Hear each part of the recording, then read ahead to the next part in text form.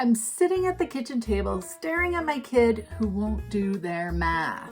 And I'm thinking, maybe we should just go back to school. How do I keep homeschooling middle school when it gets hard? Okay, we need to talk. Welcome to the Marina Joy Show, where I serve up tough love with tea every week so you can help your tweens and teens become strong, independent young people ready to handle whatever life throws at them with confidence.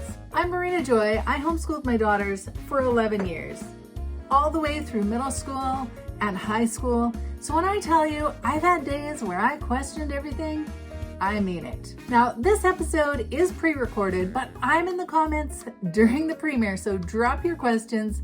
Now, today we're answering the question, what to do when homeschooling middle school gets hard. But really, this isn't about having a bad day. This is about the kind of hard that makes you Google public schools at midnight. The kind that makes you wonder if you're failing your kids. And if you stick with me for the next 10-ish minutes, you'll know exactly what to shift starting Monday. So let's go. Nobody tells you this about the hard seasons of homeschooling middle school. They're not a sign you're doing something wrong.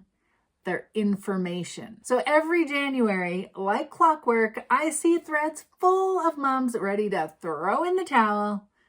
I get it. The holidays are over. Winter is dragging. I know we're in for another cold spell. And you're looking at another 5 months of this.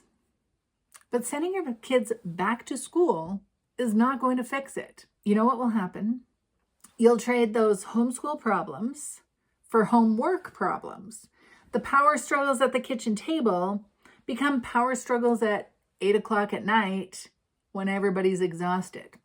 So what does need to shift? Well, 9 times out of 10, when homeschooling gets hard, 1 of 5 things has happened. And when you know what to look for, you can fix it. So I'm going to walk through all 5 shifts that kept me going when homeschool started to feel a little bit impossible. Stick around, because the 5th one, that's the one that most parents miss, and it's often the simplest fix. Here we go. Number 1, go back to your why. Go back to your why.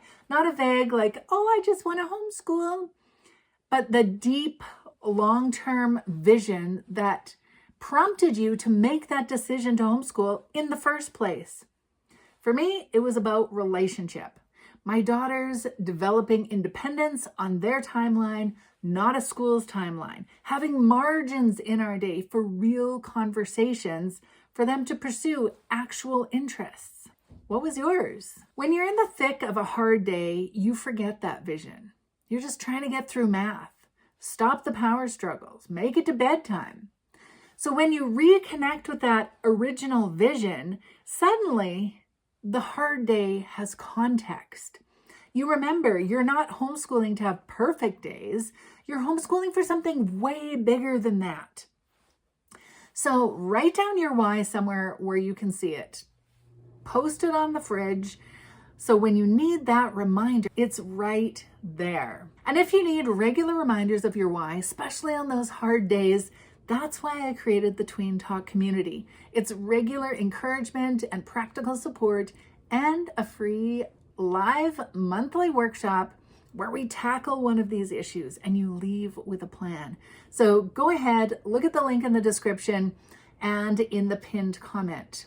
Okay, once you've remembered your why, the second shift is look at what you're actually doing day to day, like what you're actually doing. We were running to multiple activities every single week.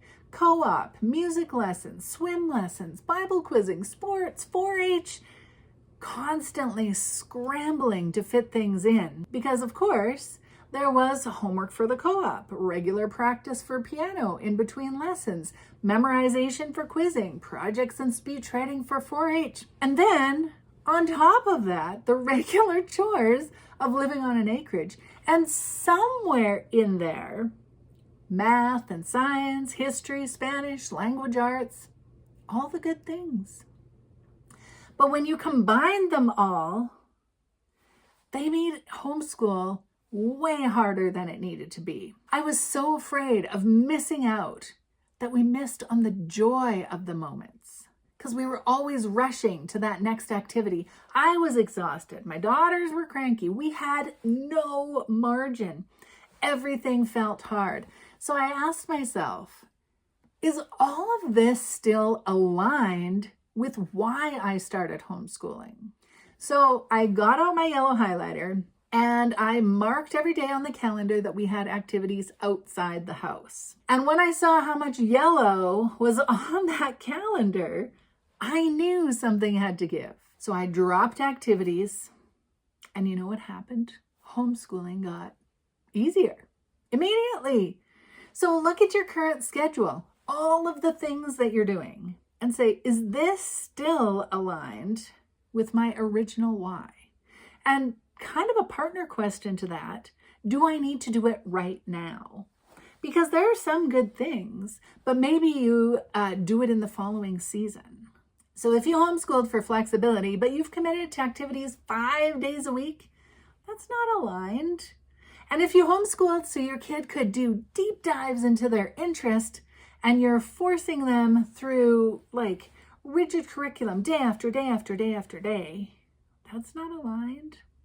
So comment below, let me know, is there anything you're doing that you think, oh, maybe that's not aligned? Now, have you ever Googled how to fit more into our homeschool day? I've seen questions related to this. How do you do it all? You do it all by adding margin to your day. This seems counterintuitive.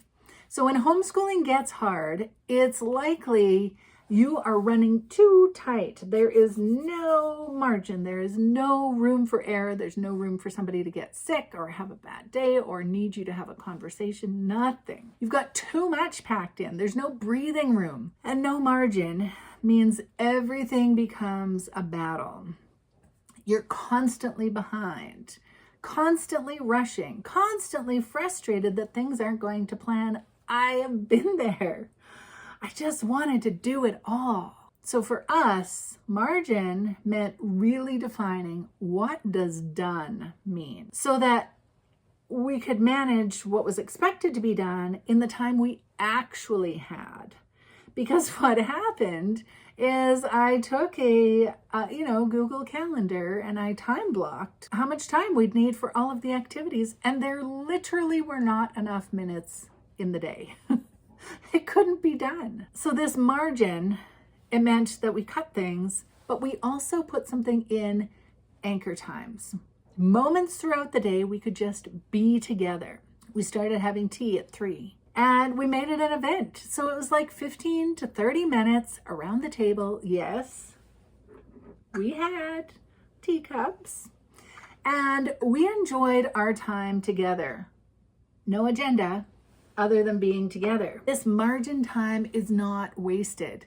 It's where the relationship happens. It's where your kid tells you what's actually going on in their head.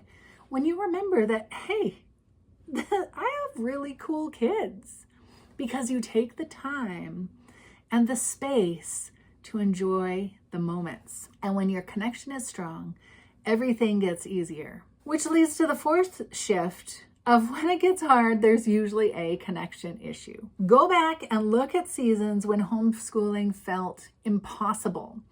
And I bet that there was some disconnect with your kid. No shame here. I get it. Maybe you focused so much on academics that you stopped having fun together. Maybe you were so much in correcting and instruction mode that every interaction felt like school. Maybe they were going through something developmentally and you didn't notice because you were going so fast. Connection is the foundation of everything in homeschooling. And when connection is strong, kids are more willing to try hard things. They're more open to your instruction. They trust that you are on their team. But when that connection isn't there, everything's a fight. So when it gets hard, reprioritize those anchor times, those non-negotiable moments throughout the day where you know you're going to have a time to connect with your kid. Now, so for some families, it's breakfast. As your kid goes through those middle school years and into the teen years, they might be sleeping later. Breakfast might be not the best time. So it might be lunch, it might be tea time. Maybe it's dinner time, maybe it's all three. The specific time doesn't matter. It matters that you're building in regular moments where your kid knows you are fully present. That's a hard one, being fully present. You're not trying to teach them something. You're not like, oh, this is a teachable moment. Let it go. You're not trying to get through a checklist. You are just being. Have you ever kept going, even when you thought your kid had clearly outgrown the thing you were trying to do? This one hit me hard. This is the fifth one. The one most parents miss is sometimes homeschooling is hard because your kid changed developmentally, but you're still doing things the old way. Now, the first time this hit was when they moved from elementary to middle school, and it took me a while to figure out that those were two different things. But developmentally, what I discovered, at least for us, is sort of every 6 months, it seemed like there was a developmental change, because there was a change and then there was growth, which meant they needed to be interacted with in a different way. And once I realized that there was sort of this developmental growth cycle, then I could adjust and things got easier. So think about it. Your kid at the beginning of this year is not the same kid today. They have new skills. They have new ideas. They're ready for new challenges. But if you're still scaffolding things the same way you did 6 months ago, it's not going to work. But it doesn't mean you throw out everything. It doesn't mean they're doing school completely on their own. It means you just are intentionally shifting how you're interacting. Maybe they're ready to use a planner instead of you telling them what to do every day. You can start scaffolding that.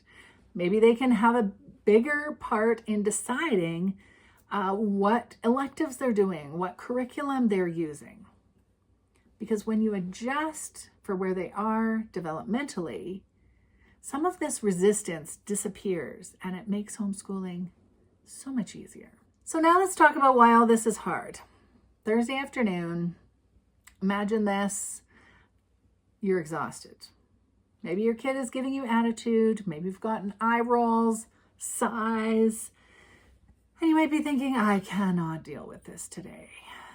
If I just let it slide, we can both move on. But these 5 shifts, remembering your why, audit what you're doing, add margin, prioritize connection, adjust for development, they require you to do something different. You can't just think about your why. You have to actually write it down and look at it when things are hard and remind yourself. You can't just acknowledge that you're doing too much. You actually have to do the hard work of cutting things. You can't just wish for more margin. It's not going to magically appear. You have to actually build in those anchor times intentionally. And you can't just recognize that connection matters. You can't just recognize your kid has changed. You actually have to give more autonomy. You know what is harder? Staying in this pattern for another year, another 2 years, watching the relationship erode, seeing your kid shut down even more. This hard work will pay off. The hard work of staying the same and keeping frantic and not having any margin and no connection, all of those things, that just compounds. So which hard are you choosing? There's 5 shifts. Number 1, remember your why. Number 2, audit what you're doing. Number 3, add margin. 4, prioritize connection over curriculum. Number 5, adjust for developmental changes. Not complicated, but it is hard. But I know you're a homeschool mom who's tired of hard seasons derailing everything, and you're ready to do something different. That's why you're watching to the end of this video. So pick one, just one of those 5 shifts, and start there this week. And if you need someone in your corner on those days when you're in the thick of it and connection feels impossible, I'd love to see you in the Tween Talk community. You'll get encouragement and support in your inbox and a live monthly workshop where we tackle these tough issues and you leave with a plan. Link is in the description and in the first comment. And I am in the comments right now. So tell me, which one of these 5 shifts hit home for you? And if you've got a question for next week, drop it below, #askmarinajoy. I'll see you in the comments. And I'll see you next week with more tough love and tea.